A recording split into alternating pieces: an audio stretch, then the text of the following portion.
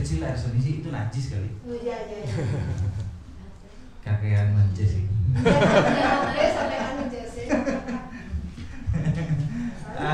Ada najis, ada hadas gitu ya. Najis ada bendanya, hadas tidak ada bendanya.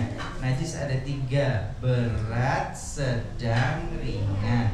Berat itu mughalladhah, sedang itu mutawassithah, ringan itu mukhaffafah. Ini kalau najis. Sedangkan yang kedua hadas. Hadas ada 2, hadas besar, hadas kecil. Hadas yang sudah dipelajari hadas kecil sudah, hadas kecil sudah, hadas besar belum. Oke, Bunda, kita melanjutkan tentang hadas besar. Hadas. Oke. Ini masih fokus loh. Masih fokus.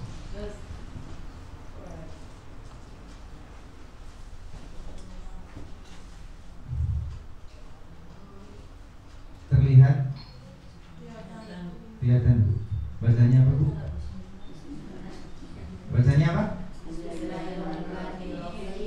Kau tahu? Siapa?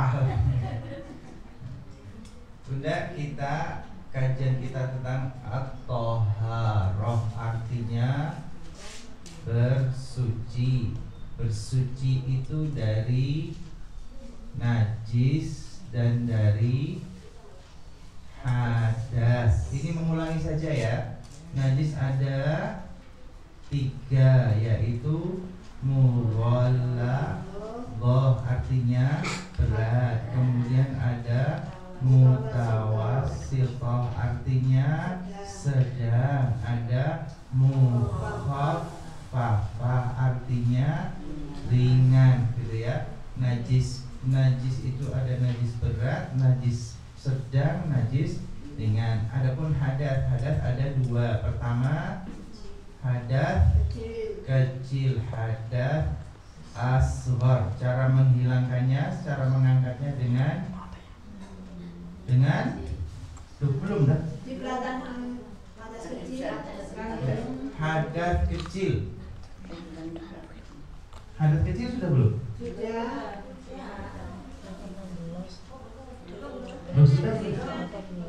Ya diulangi tidak apa-apa kan, tapi Maksudnya yang tertulis terakhir kali tentang apa? Najis. Oke, berarti hadasnya belum. Oke, hadasnya belum. Oke. Jadi yang dimaksud kecil kemarin adalah najis kecil, najis ringan ini dah. Oke. Oh, pantesan agak misunderstanding. Maaf Bu ya. Miskomunikasi, misunderstanding. Najis sudah ya, beres ya. Najis sudah beberapa kali pertemuan kita. Pak Umar, catatannya? Enggak masuk. Masa boleh nggak masuk? Iya. Oke. Ini sudah ya, yang najis sudah ya. Sekarang kita masuk kepada hadas. Hadirin hadirat, hadas itu enggak ada bendanya, tidak ada bendanya. Kalau najis ada bendanya. Kemudian hadas terbagi menjadi 2, hadas besar, hadas kecil. Hadas besar, hadas kecil. Hadas akbar, kemudian hadas asghar. Hadas besar, hadas besar, kemudian ada hadas kecil. Kelihatan tulisannya? Oke, hadas besar itu dihilangkan dengan mandi besar. Mandi besar. Kalau hadas kecil diangkat dengan wudu. Sampai di sini jelas? Jelas. Pelan-pelan. Hadas ada 2, ada hadas besar, ada hadas kecil. Hadas besar dihilangkan dengan atau diangkat dengan mandi besar. Hadas kecil dihilangkan dengan wudu. Oke. Di garis besar dulu, nanti saya detailkan. Sampai sini sudah? Lanjut. Oke, hadas besar itu apa aja, Beb? Penyebab hadas besar. Sini ya. Penyebab hadas besar. Apa itu? Janabah. Apa, Bu? Janabah. Bahasa Indonesia apa? Jinabat. Oke, jinabat itu apa, Bu? Penyebab jinabat.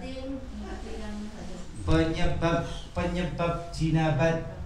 Penyebab janabah apa? Penyebabnya. Apa yang membuat diri kita junub? Apa yang membuat kita janabah? Junub, janabah artinya sama ya, Bu ya? Janabah atau junub. Apa yang menyebabkan kita janabah? Mimpi. Ihtilam, bahasa Arabnya ihtilam atau mimpi. Kemudian selain mimpi, melakukan hubungan intim. Bahasa koran-koran itu. Bahasa Arabnya jima, melakukan hubungan intim, jima. Kemudian inzalul mani, keluarnya sperma. Sampai di sini?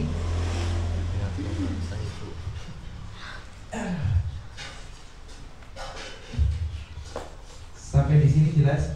Jinabah atau jinabat atau junub, penyebabnya adalah ihtilam, bermimpi. Penyebab kedua jima, hubungan intim. Yang ketiga inzalul mani, keluarnya sperma.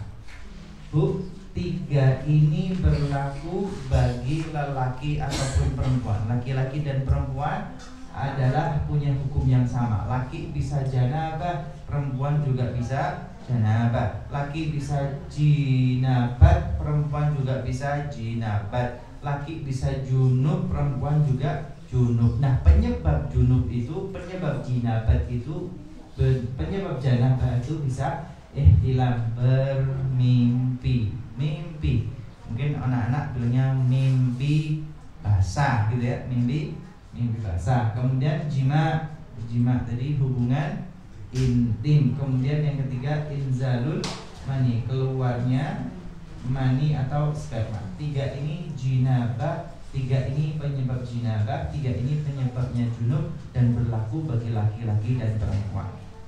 Ini penyebab hadas besar yang cara mengangkatnya dengan mandi besar. Jelas? Pak Mas jelas? Jelas. Bu, jelas, Bu? Lanjut?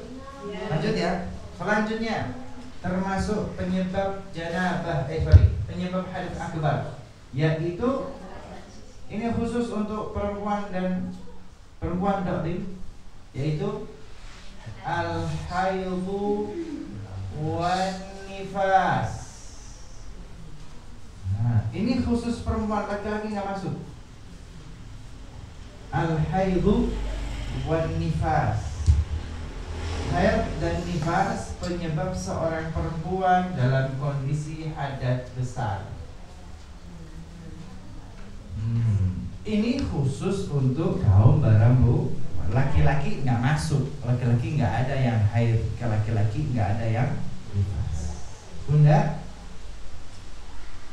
selesai haid maka kondisi tubuh Anda sedang hadas besar. Maka setelah haid selesai, panjenengan harus mandi besar. Anda selesai melahirkan persalinan, kemudian mengalami nifas. Selesai nifas, maka Anda harus mandi besar. Tentang hadas besar jelas? Nggak ada pertanyaan? Putra putrinya. Putra putri kudu ngerti mesti. Terutama putri. Putri-putrinya kudu diajarin tentang haid dan nifas, Bunda ya. Ya ini secara umum ya harus tahu. Tetapi kalau perempuan khususnya tentang haid. Nah, Ada pertanyaan? Enggak ada. Jelas? Insya Allah jelas. Lanjut ya. Hadas besar jinabah penyebabnya bermimpi, kemudian hubungan intim, kemudian keluarnya mani atau sperma. Ini berlaku untuk laki-laki dan perempuan. Yang khusus perempuan haid dan nifas. Haid dan nifas. Selesai haid, Anda harus mandi besar. Selesai nifas, Anda harus mandi besar. Selama Anda dalam kondisi hadas besar, Anda sedang dalam kondisi jinabah dan belum mandi besar, Anda habis mimpi dan belum mandi besar, Anda setelah berkumpul hubungan intim dan belum mandi besar, Anda keluar sperma mani dan belum mandi besar, Anda dalam kondisi haid belum selesai dan belum mandi besar, Anda nifas dan masih belum mandi besar, maka selama belum mandi besar kondisi Anda hadas akbar, hadas besar. Hadas? Kalau hadas besar bagaimana? Nggak boleh puasa, nggak boleh sholat, nggak boleh baca Al-Quran. Baca hadis boleh nggak? Boleh. Baca Al-Quran tidak boleh. Berdoa? Boleh. Berzikir? Boleh. Ngerasani?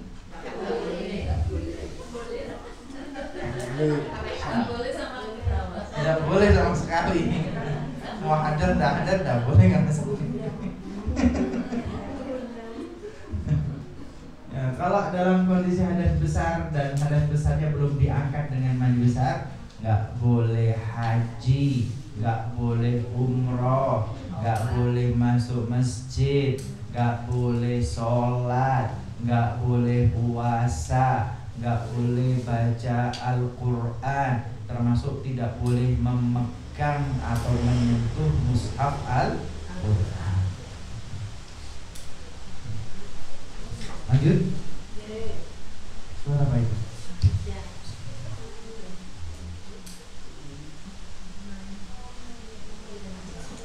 Ini di sini ya.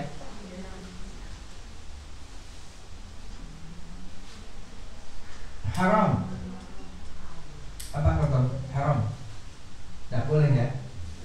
Bagi mereka yang hadas besar, haram, tidak boleh. Tidak boleh apa, Bu? Haji, umrah tidak boleh.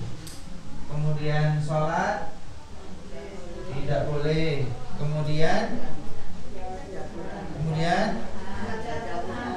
Quran tidak boleh. Kemudian memegang Al-Quran juga nggak boleh. Kemudian di masjid juga nggak boleh. Kemudian puasa, siam juga nggak boleh. Kemudian masuk makam, makam, ya. Oke. Masuk makam atau ziarah bagaimana?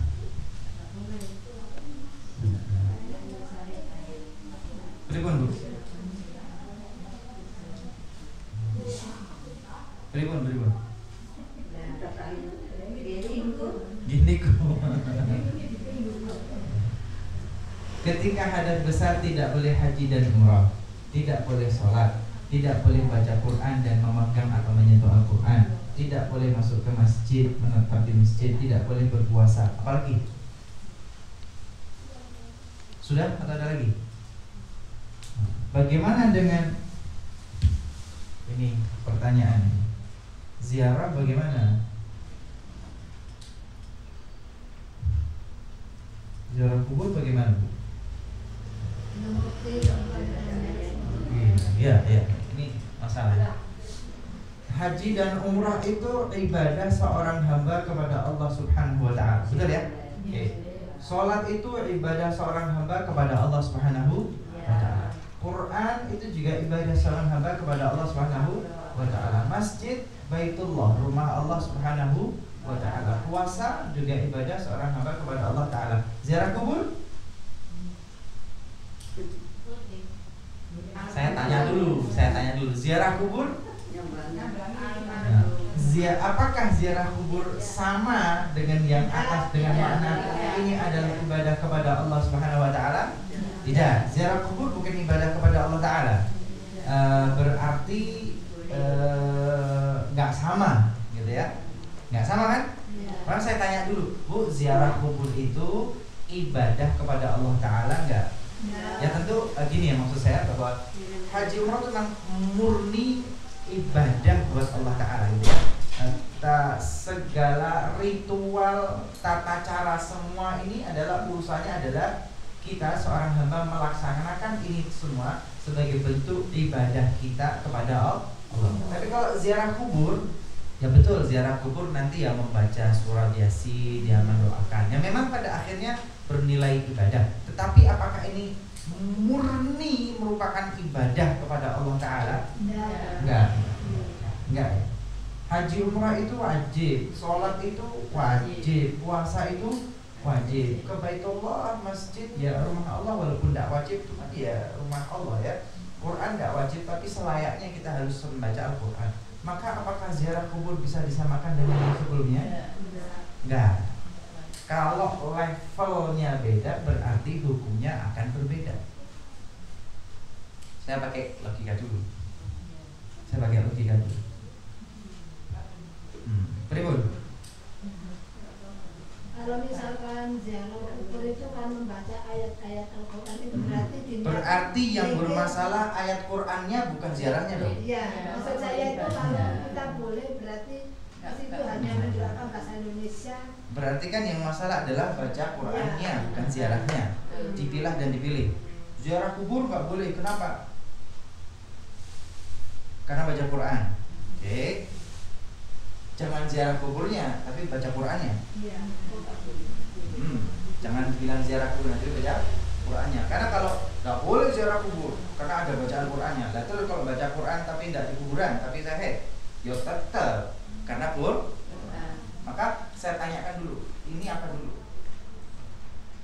Kalau ini levelnya sama dengan ibadah di atas, maka hukumnya sama. Tapi kalau berbeda, ya berarti berbeda. Bu, ini adalah kajian fikih, kajian hukum Islam. Ini hukumnya dulu ya, hukum ya. Ada hukum itu berarti ada fakta, ada bukti hitam dan putih, halal atau haram, ibadah atau bukan ibadah. Jadi kudu jelas, enggak kira-kira. Maka ziarah kubur bukan seperti haji dan umrah yang merupakan ibadah. Ziarah kubur juga bukan ibadah seperti kita sholat. Ziarah kubur ya ada baca Qurannya, tapi juga ya serupa tapi tak sama. Ziarah kubur juga bukan seperti kita masuk ke masjid. Puasa ya tidak sama dengan ziarah kubur. Maka tidak bisa disamakan ziarah kubur dengan ibadah-ibadah di atas. Sampai di sini jelas? Bu, sampai di sini jelas? Yang Habib sampaikan adalah tinjauan bacaan kajian secara fikih, secara hukum Islam. Secara hukum Islam tidak bisa disamakan. Sampai di sini jelas? Kalau tidak sama, maka hukumnya berbeda. Ini kalau ngomong fikih. Sampai di sini selesai? Boleh Habib lanjut? Dipisahkan ya, ini ngomong fikih dulu. Ngomong fikih, hukum Islam. Tapi kalau dilanjutkan, Bib, ada sebagian orang yang punya kedalaman spiritual. Bib, ada sebagian orang yang punya pengalaman spiritual. Bib, ada sebagian orang yang punya, kalau bahasa Jawa itu kekuatan linuwe. Apa linuwe? Kelebihan. Ada sebagian orang punya kelebihan. Ada sebagian orang yang bisa merasakan dunia lain. ada orang yang bisa tahu dimensi kehidupan yang lain, bahwa kalau didatangi orang yang sedang dalam keadaan have ini kemudian disenangi oleh makhluk dari dimensi lain. Tapi berarti ini bukan ngaji fikih. Kajiannya bukan di fikih. Nggak ngomong fikih itu, tapi ilmu dunia lain. Jangan dibawa ke fikih. Kalau ada yang lebih baik, yang sedang haid, yang sedang nifas, tidak ziarah kubur. Yang sedang haid, yang sedang nifas, berhati-hati dengan tempat-tempat yang merupakan tempat tinggal perkumpulan makhluk-makhluk halus. Kenapa? Kenapa, Bu?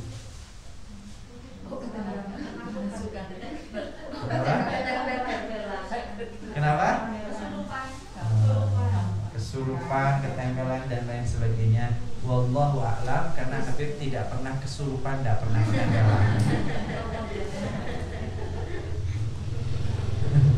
Kalau ada yang mengatakan seperti itu, haid dan nifas, tidak usah ziarah kubur, tidak usah ke tempat-tempat seperti itu, ya berarti itu kajiannya bukan dipandang secara hukum Islam, bukan dari fikih, tetapi lebih pada pengalaman spiritual. Jawaban saya di situ ya. Jadi letakkan sesuatu pada tempatnya saja. Kalau ibu tanya, Beb, hukumnya orang haid dan nifas boleh ziarah kubur nggak? Kalau ngomong hukum Islam, boleh. Boleh. Berarti saya kalau haid dan nifas boleh ziarah kubur? Boleh. Tapi nek kesurupan karepmu. Kalau tanyanya hukum. Kalau tanyanya hukum. Kalau tanya hukum ya boleh. Tetapi kalau ada pengalaman spiritual atau mungkin ada pernah membaca hadis yang lain, ya Allah alam ya, saya belum pernah tahu, belum pernah baca ya. Selama ini belum pernah baca. Apakah ada larangan dari hadis atau ada larangan dari Al-Quran berkaitan dengan hal ini? Allah alam besar. Lanjut. Ibu pernah ziarah kan? Ketika haid. Ketika haid. Ketika haid pernah? Enggak pernah. Ketika nifas pernah? Belum pernah sama sekali. Monggo pun gitu kan.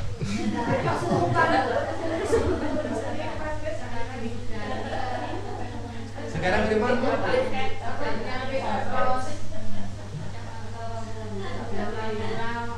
Sudah manula? Oh, sudah enggak haid ya? Ya berarti ziarah terus boleh lah. Oke, jalan terus. Oke. Tentang hadas besar dan yang tidak boleh bagi mereka yang hadas besar kecuali dia kemudian mandi besar, mandi janabah. Kalau sudah dia mandi besar dan janabah, dia sudah mengangkat hadas besarnya. Oke, sampai di sini jelas? Ada pertanyaan lanjutan? Enggak ada. Lanjut. Bunda, sekarang hadas kecil. Hadas kecil. Hadas kecil diangkat dengan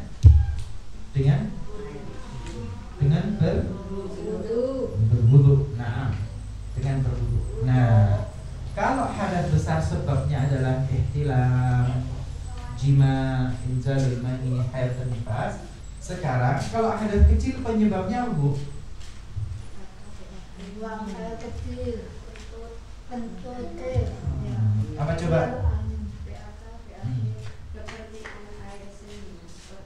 Mungkin bahasa yang paling ringan.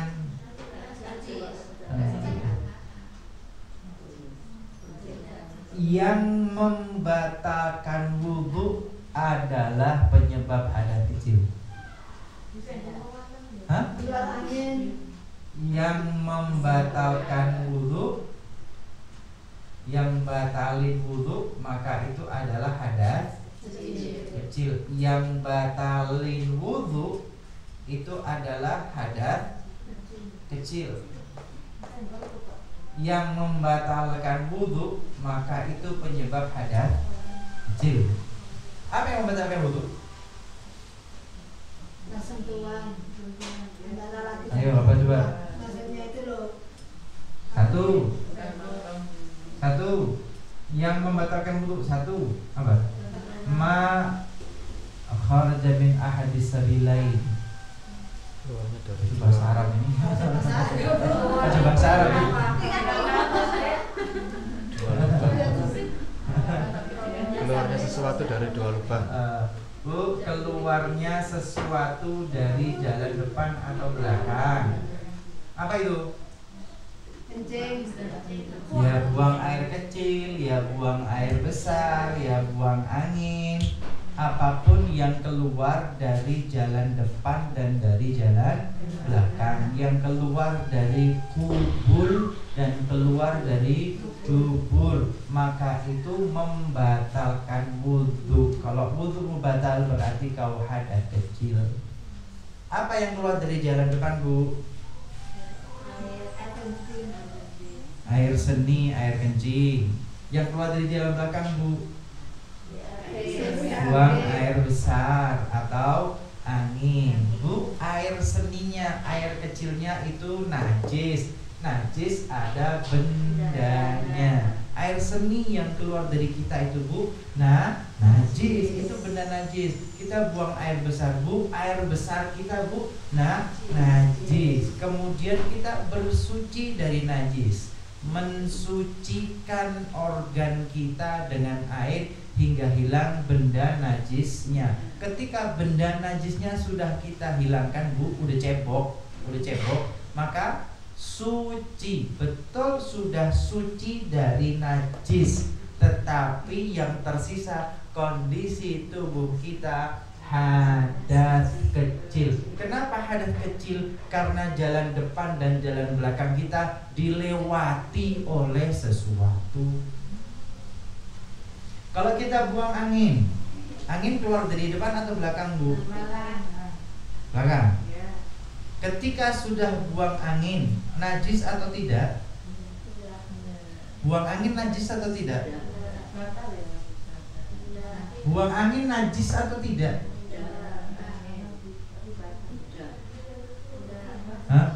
Pertanyaan mungkin nih, Bu, kalau buang angin cebok nggak?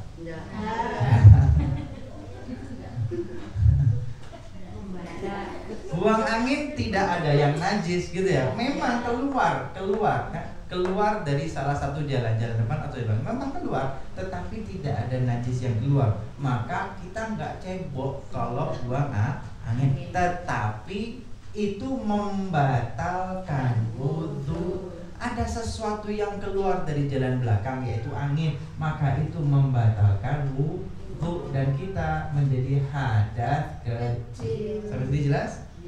Bu, kalau keluar cacingan.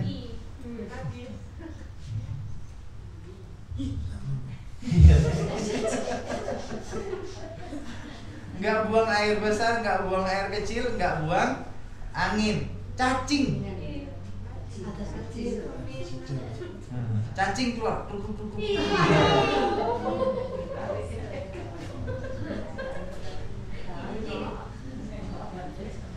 Pak Umar bagaimana? Bu, najis apa enggak? Apa yang najis? Apa yang najis?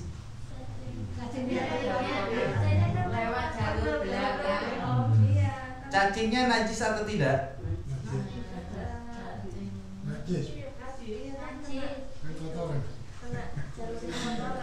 Ya, cacing adalah cacing. Tapi cacing itu tadi keluar dari dalam usus besar kemudian lewat jalan belakang. Yang jadi masalah adalah jalan belakang itu, jalur belakang itu saluran kotoran gitu loh. Saluran kotoran yang ada di dalam tubuh kita. Maka ketika cacing itu keluar menghirup udara segar, maka dia melewati jalan yang najis. Sehingga cacing tadi belepotan kotor dengan najis. Cacingnya bagaimana Bu? Ya sudah, dibuang aja, tarik, dibuang. Kemudian Nggak dibuang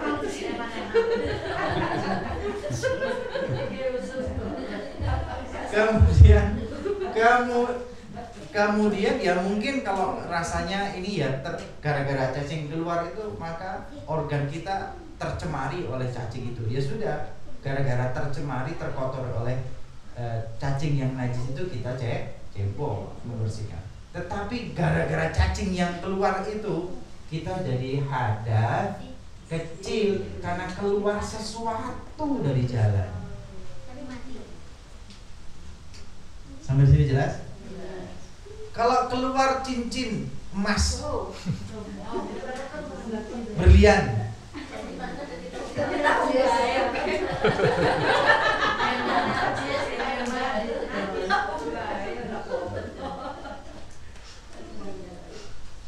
kali aja ketahuan gitu ya, ketahuan kan? Karena keluarga sultan kan, nggak sengaja ketelan emas gitu ya, ketelan berlian, kemudian keluar dari jalan belakang. Najis atau tidak? Najis atau tidak? Ya, karena lewat jalur lewatnya itu yang membuat najis. Kalau emasnya atau berliannya, ya dia belepotan najis. Ketika sudah keluar bagaimana Bu? Dicuci, disimpan. Ternyata Bu, cincin berliannya memang terkotori, tercemari oleh najis karena dia lewat jalur najis. Maka benda yang najis itu ya sudah, bendanya tercemari oleh najis, minta najis. Cuci, disucikan bersih. Kemudian organ kita ya cuci kalau kotor, belepotan. Tetapi gara-gara keluar cincin berlian itu Bu, maka membatalkan wudu sehingga kita hadas kecil. Apapun yang keluar dari jalan depan dan belakang Bu, itu membuat kita hadas kecil. Apapun yang keluar dari jalan depan dan belakang Bu, itu membatalkan wudu. Mau keluar emas, mau keluar perak, mau keluar duit, mau keluar kalung, kacamata, spidol, terserah. Apapun yang keluar membatalkan Bu, membatalkan Bu.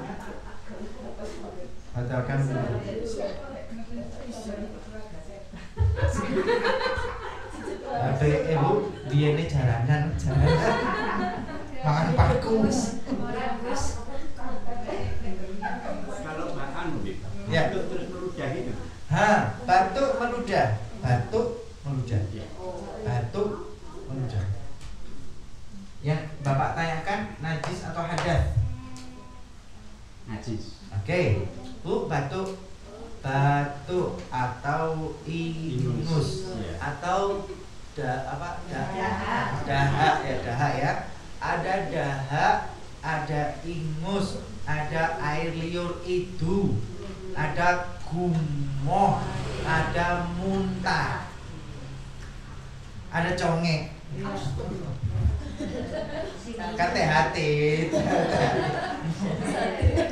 THT saluran THT ya. Dia ini kan ini saluran betul. Bunda, yang najis adalah yang sudah masuk ke dalam yang sudah masuk ke dalam saluran pencernaan kita. Yang sudah masuk ke dalam saluran pencernaan, begitu masuk saluran dalam pencernaan, maka dia dihukumi najis. Liur ini di pencernaan atau tidak? Tidak. Liur ini di sekitarmu. Ingus itu masuk saluran pencernaan tidak? Tidak. Ingus itu di sekitar saluran pernapasan. Dahak kita ini di pencernaan atau tidak? Perbatasan.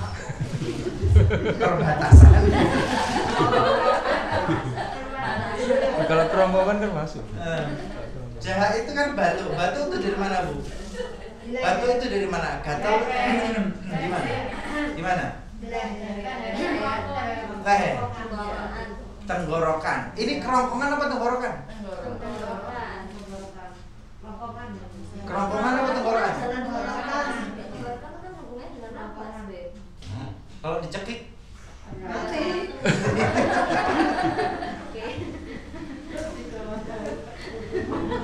dahak itu ya bahasanya Mas Fatoni, dahak itu di perbatasan Bu. Dia belum masuk pencernaan, masuk ke dalam. Gumoh bayi keluar dari mana? Gumohnya bayi dari tenggorokan, dari mulut atau dari dalam? Gumoh. Beda kalau ini ya. Bayi minum susu, minum ASI dari sang ibunda. Tentu ketika dia masih minum ASI, kemudian di mulutnya ada ASI, najis nggak? Najis nggak? Enggak. Kenapa? Karena memang ASI yang ada masih di sekitarmu mulut. Tetapi lain cerita ketika sudah proses itu selesai, sudah beres, setelah itu biasanya kalau tidak digelegean, gumoh keluar. Itu dari mulut atau dari dalam pencernaan? Dari dalam pencernaan atau dari kerongkongan? Enggak, dia dari dalam. Maka gumoh itu najis. Gumoh itu najis karena sudah masuk ke dalam pencernaan. Dahak di mana? Perbatasan. Dahak itu masih di kerongkongan atau di tenggorokan, belum masuk pencernaan. Dahak itu maka dia tidak najis. Tapi gila. Tidak semua yang gila itu najis. Dan tidak semua yang najis itu lantas gila. Babi itu tidak gila, tapi najis. Babi itu dagingnya lembut dan gurih, Bu. Udah pernah nyoba? Jari, ini tembung jari.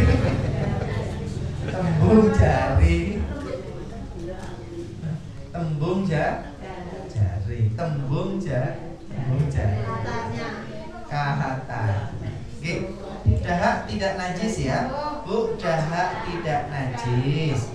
Air liur tidak najis. Ingus tidak najis. Gumoh bayi meludah tidak najis. Gumoh najis. Congek dong. Lupa upil habis ini.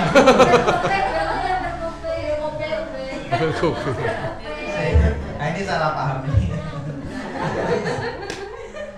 Sorry, mohon maaf. Upil najis apa buatan? Rasanya apa? Asin.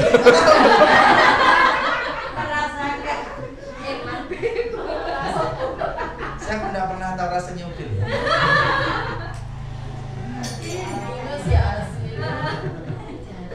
Bu, mohon maaf, ini yang telinga ya. Telinga itu ada kotoran telinga, mohon maaf, kotoran telinga. Ya kalau di hidung upil ya. Ini upilnya telinga, mohon maaf. Ada congek, mohon maaf, congek itu cairan ketika ada luka dan infeksi di telinga. Apa? Kopok.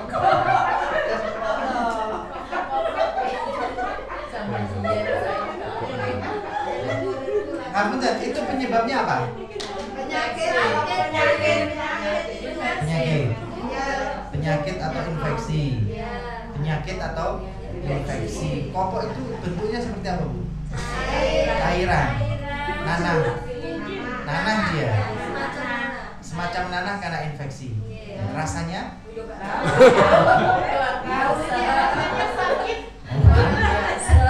Oh, sudah pernah merasakan upil, maksud upil. Najis apa buatan? Najis. Kopok itu congek itu najis. Kenapa? Karena dia cairan dari luka itu nanah, itu nanah. Kalau kotorannya juga enggak. Kalau kotoran tergantung rasanya bagaimana. Loh.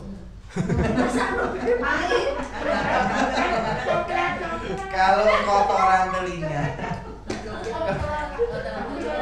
telinga Bu ya. Kotoran telinga sama dengan kotoran hidung. Kotor tapi tidak najis. Tapi kopok Najis.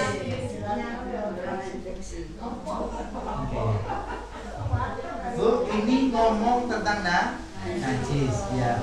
Jadi THT ya, serupa tapi tak sama. Nah, kita begitulah fikih gitu ya. Begitulah fikih. Begitulah hukum Islam. Sesuatu tidak semuanya yang keluar dari kuping itu lantas najis. Ada yang najis, ada yang tidak. Itulah fikih gitu ya. Dari hidung ada yang najis, ada yang tidak. Ada yang najis nggak dari hidung?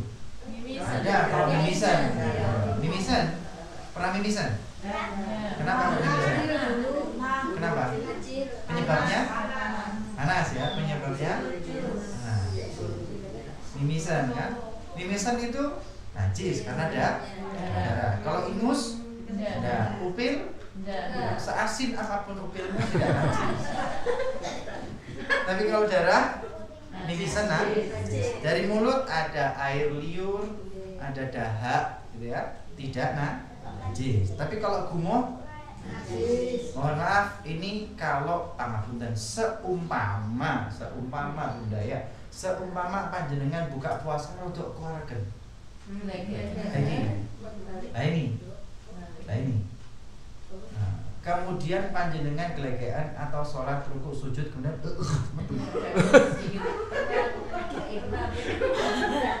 Ada yang pernah merasakan? Ada yang pernah merasakan? Bukan gelegeannya. Kalau gelegean kan hanya angin. Kalau gelegean hanya angin. Bukan gelegeannya, tetapi seperti ada sesuatu yang keluar. Rasa pedas.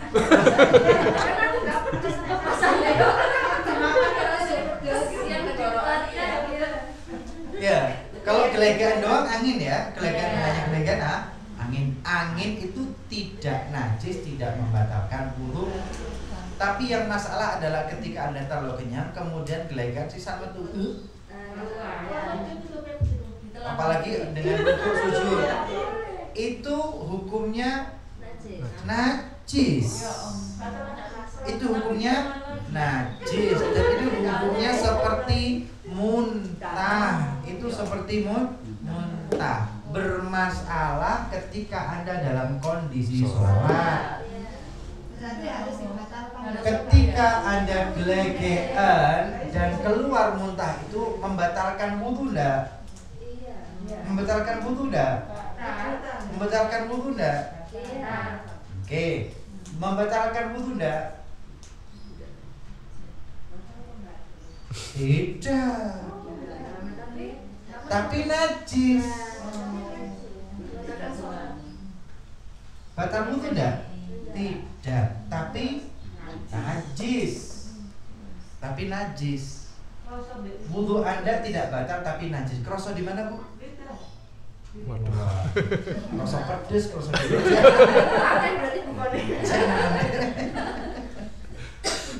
Maka Rasulullah itu ketika berbuka puasa dengan air, kemudian 3 butir kurma, kemudian beliau sholat. Iya, nggak mam dulu. Biasanya kalau buka tuh belum selesai udah.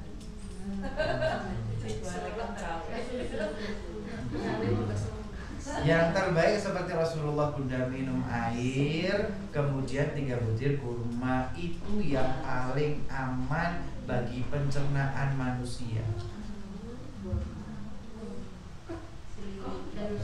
Selimitan. Bu, yang keluar tadi muntah ya, itu hukumnya hukum muntah najis. Tidak membatalkan wudu tapi najis. Bunda, ketika itu keluar ada di mulut kita hukumnya najis. Bagaimana? Solusinya bagaimana? Loh, Anda sholat dengan mengemu najis. Sholatnya dibatalkan. Kan begitu ya, kita sedang sholat. Di mulut kita ada najis, tidak batal. Wudu tidak batal, tapi di mulut kita ada najis. Hilang najisnya bagaimana? Lakwes. Biasanya begitu. Bu, Anda menelan najis. Anda menelan muntah. Apa hukum menelan muntah? Haram, tidak boleh. Berarti salahnya Haram, tidak boleh menelan muntahmu yang najis, tidak boleh. Haram, kenapa? Najis. Yos terasa atau sedikit banyak itu berarti terasa. Sedikit banyak sama najisnya benar. Sedikit banyak sama najisnya. Kalau di mulut Anda tahan di mulut dalam keadaan sholat, tidak boleh nahan najis dalam keadaan sholat. Anda telan haram. Ya diludahkan. Diludahkan.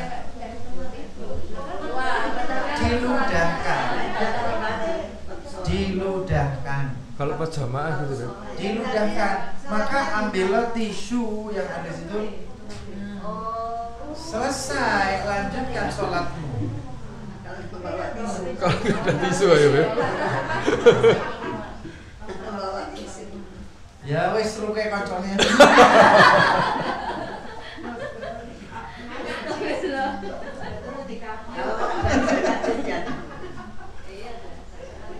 Jalan keluarnya adalah kau hilangkan najis yang ada di mulutmu. Nah, cara menghilangkan najis itu bagaimana?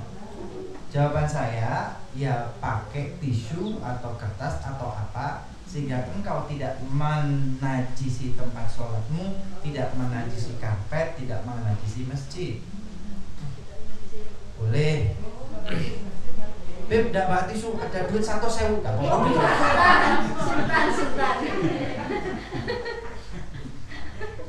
Loh, lebih penting sholatmu atau lebih penting duit 100.000?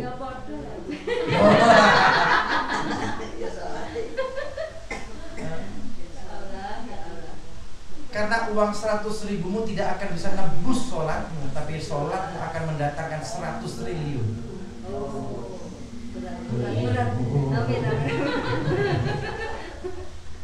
Jalan keluarnya adalah mengeluarkan najis dari mulut. Bisa enggak? Berarti kita kalau salat harus siap-siap tisu ya. Ya kalau merasa aduh kayaknya kekenyangan ini. Ada kemungkinan ini. Ya sudah, langsung siap-siap duit 100.000. Hilang juga uang Beb. Berarti batalin sholatnya nggak boleh Beb. Batalkan sholat itu ya nggak boleh. Main batal-batalin itu nggak boleh. Anda seperti sedang mempermainkan Allah Subhanahu wa Ta'ala. Jangankan Allah Ta'ala, ini udah janjian sama pacar, katanya jam 11. Duh, ini jam 12 nggak datang. Katanya jam 9. Tapi kan tidak membatalkan. Nggak boleh membatalkan sholat sepihak itu nggak boleh. Tapi kalau memang tisu nggak punya, duit juga nggak ada, diludahi di masjid, tukaran ambil takmir, rukehi konco yang nggak memungkinkan, ya sudah mau nggak mau Anda membatalkan sholat Anda, kemudian keluar untuk mengeluarkan najis, kemudian sholat. Tapi pembatalan itu bukan solusi. Iya, pembatalan bukan solusi. Pernah ngalami seperti itu? Belum pernah kelegaan yang keluar atau ketika puasa? Enggak makan dulu. Soalnya kalau di masjid itu takjilnya itu nak menjes saja. Masjid di Itu nggak bayar kalau Senin Kamis kan disiapkan gorengan itu ada. bilang takmirnya kurma dan air. Yang afdol itu kurma dan air. Ada kurma disiapkan kalau puasa. Ya. Yang terbaik untuk pencernaan itu kurma dan air, tidak tergantikan oleh apapun. Ketika ketika seharian berpuasa, air putih dan kurma itu tidak tergantikan, apalagi air zam-zam itu tidak tergantikan dengan minuman atau makanan apapun. Yang paling afdal air putih, kemudian kurma. Beb, yang manis-manis yang lain boleh, bolehnya boleh kalau mau boleh, tapi tetap yang paling afdal air dan kurma. Usahakan Bu ya, Beb gak seneng kurma, Beb manis banget. Maka kalau begitu, oh enggak, selama ini dilakukan oleh Nabi Muhammad, lakukan. Selama ini yang sunnah Nabi Muhammad, lakukan. Walaupun enggak doyan, enggak enak, lakukan. Walaupun 1 biji, 2 biji. Oke, ada pertanyaan selanjutnya. Monggo. Balik ke yang hadis besar ya, Beb ya. Kalau putri itu kan ada menopause ya. Kemudian kalau beberapa orang menopause itu berpengaruh terhadap siklus haid. Ya. Itu kemudian Ibu, kalau misalnya seperti itu, kalau yang terjadi ke orang tua saya ya, ke ibu saya itu haid terus saja. Ya emang dia nggak sholat ya, cuma misal contoh kasus itu haid terus gitu. Terus berarti seminggu lah katakanlah nanti keluar darah lagi. Kalau untuk yang istilahnya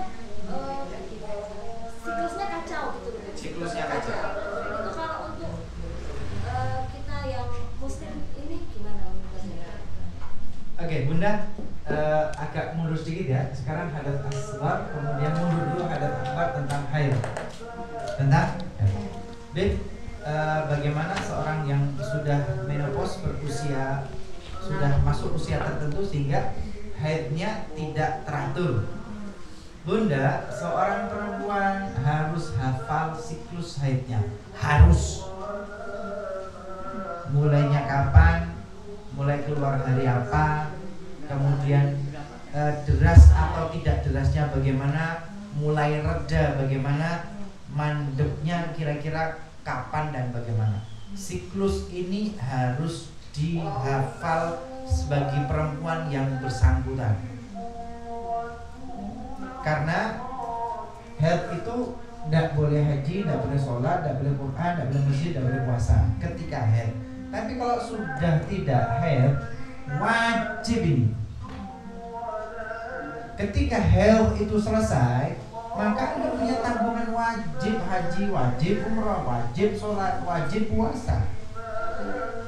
Ketika teledor tidak memperhatikan, yang harusnya Anda sholat, tidak sholat, harusnya Anda puasa, ternyata tidak puasa gara-gara teledor, maka Anda punya tanggungan. Maka seorang perempuan harus benar-benar hafal, mengerti dan memahami kondisi tubuhnya yang berkaitan dengan siklus haid. Satu.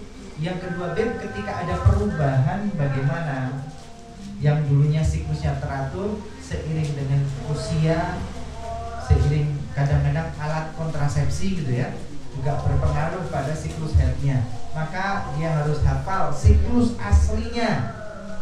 Aslinya, Beb, saya itu menstruasi hari pertama, kedua, ketiga, keempat, kemudian 5, 6, 7. Biasanya, Beb, 4, 5 ya mulai reda, 6 mulai mencapai garis finish, 6 ke 7 benar-benar selesai dan bersih. Jangan teledor lantas kemudian dimundurkan sampai ke 7. Hari pertama Bib mulai keluar dan kemudian saya mulus-mulus. Hari pertama. Oke, amali deh tuh. Dari 1, 2, 3 mana yang siklus tertinggi. Dan mulai berkurang mereda hari keberapa. Dan mulai beranjak bersih, tinggal bercak-bercak doang, gak keluar hari keberapa. Benar-benar gak ada hari yang keberapa. Siklus ini kudu apa? Siklus asli ini harus apa? Ketika ada perubahan, Anda pasti merasakan hari pertama di mana dia mulai keluar. Tapi kok kemudian 2, 3 kok nggak ada apa-apa, 4, 5, 6 baru deres. Berarti akan ada mundur harinya, gitu kan? selesainya bahkan mundur. Maksimal itu Bu 15 hari. Maksimal ada menstruasi 15 hari.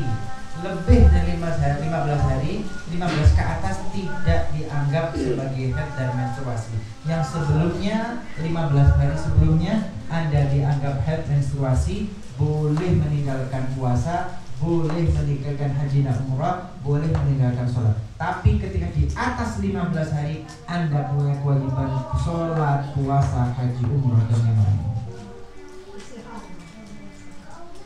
Disebut dengan istihadah. Bukan darah haid tapi darah istihadah. Darah yang menyerupai haid tapi bukan haid. Haid itu darah haid. Istihadah mirip haid tapi bukan. Sampai sini. Ingat kapan mulainya. Ingat siklusnya. Nanti kalau ada perubahan siklus, maka siklus awal itu menjadi acuan. Menjadi acuan itu. Sampai di sini jelas? Jadi sholat, kalau istihadah itu sholatnya itu kita harus ya satu waktu harus gitu ya. Bagian istihadah sholatnya bagaimana, Bib? Ya ini. Sudah 15 hari siklusnya udah hafal ya. Sampai 15 hari kemudian gak beres. Bu, begitu selesai hari ke-15 maka Anda punya kewajiban sholat. Sholat dulu ya. Bagaimana kalau sholat, Bib? Mandi besar, kemudian pakai pembalut, kemudian langsung sholat fardu, selesai. Nanti sholat duhur masih hari yang istihadah juga, mandi besar lagi, pakai pembalut lagi. Oh iya, kalau subuh sampai duhur ada keluar bercak-bercak loh ya. Bercak-bercak loh ya. Kalau ternyata nggak ada nih, habis subuh ini kok ternyata nggak keluar bersih sama sekali, Anda masih boleh sholat duhur. Ternyata setelah sholat duhur, bercak lagi. Nanti ketika sholat asar, mandi besar, pakai pembalut, sholat asar. Habis asar keluar lagi, nanti sholat maghrib, mandi lagi, pakai pembalut, sholat maghrib. Ba'dal maghrib keluar lagi, nanti ketika isya, mandi lagi, pakai pembalut, kemudian sholat isya. Itulah istihadah.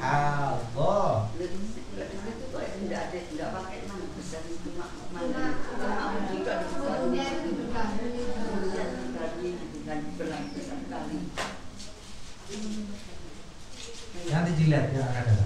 Tak, baca lagi. Tak, baca lagi. Nek adus ini mau. Seger bro. Takut masuk angin. Ya nanti kita lihat lagi.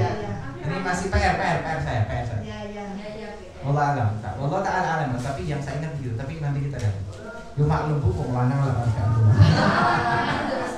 Kalau baca kitab tuh ini baca. Seingat saya dulu. Tapi nanti tak cek lagi ya. Apa Ibu pertanyaannya apa Bu?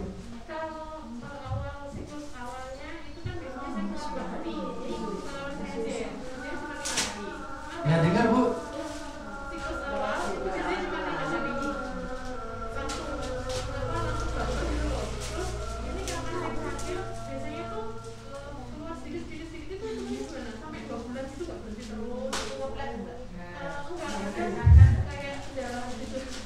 Siklus awalnya masih ingat?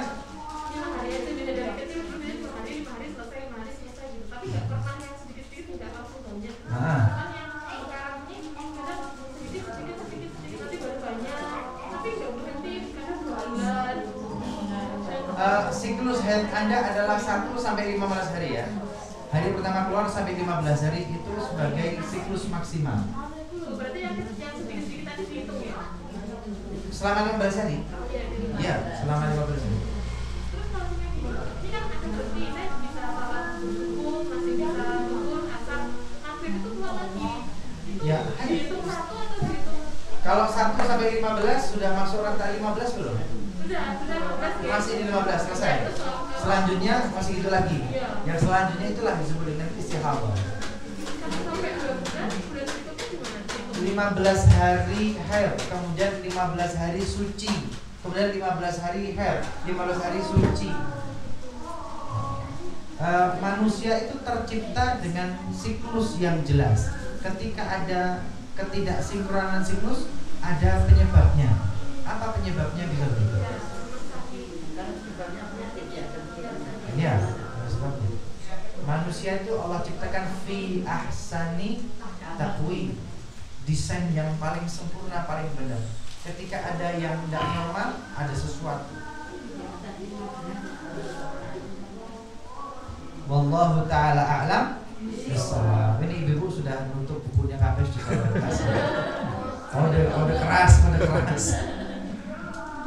Wallahu ta'ala a'lam bissawab. Kurang lebih yang ini nanti kita lanjut lagi depan ya. Tentang health memang pembahasannya tidak mudah ya. Tidak banyak yang bisa menjelaskan secara detail tentang haid karena memang ini dunianya kaum perempuan gitu ya, dunia cewek. Sedangkan ustadz kan bukan cewek. Kalau cewek ustadzah. Dunia lain. Insya Allah nanti tak pelajari lagi, tak baca lagi, mengingat kembali. Karena bukan kalau wudhu, sholat kan kita juga melakukan. Tapi ini kan teori doang ya, baca Allah teori doang. Detailnya belum. Tak pelajari lagi, tak baca lagi. Insya Allah pertemuan Sabtu yang akan datang, insya Allah kita agak dalam ya, nggak apa-apa ya, tenang aja. Jam berapa tag bu?